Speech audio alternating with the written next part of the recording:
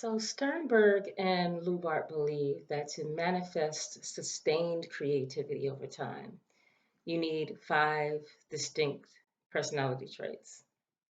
And one of those traits is to actually take risks.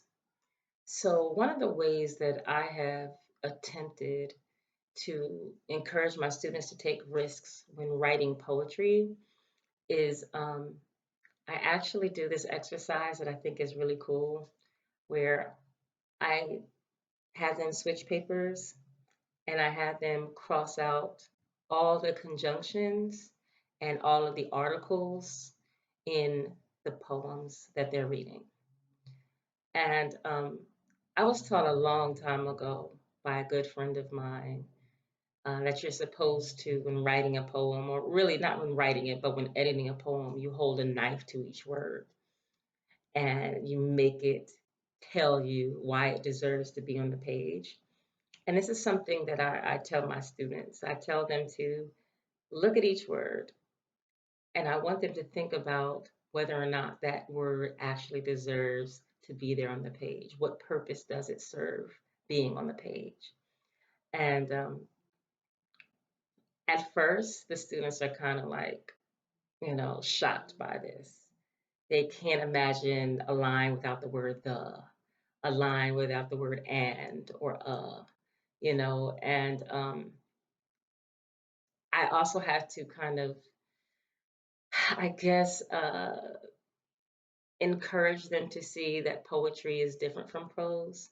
And it's going to kind of be a bit difficult for sixth graders. It's a little bit easier, later on down the line. But because our young students are trained, to think of a sentence as being this very rigid and stoic thing on the page, it's difficult for them to understand poetic license and all the freedom you have when writing poetry.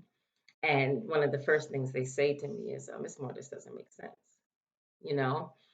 But the more poetry we read and the more we analyze, why a poet chose this word and not this word, and why a poet didn't add this article or this conjunction, or why didn't this poet capitalize this word or that word, they start to get it. And then they start to take more risks, So in my interpretation of Sternberg and Lubart, taking risks doesn't always have to be something that's extremely grand and dangerous, when creativity is concerned. It can also be something as simple as changing the way you edit your work, changing the way you look at your work, and challenging yourself to uh, to do things that may not always be seen on the page, doing something different on the page. So that's taking risks, and that's how I encourage my students to take risks while writing poetry.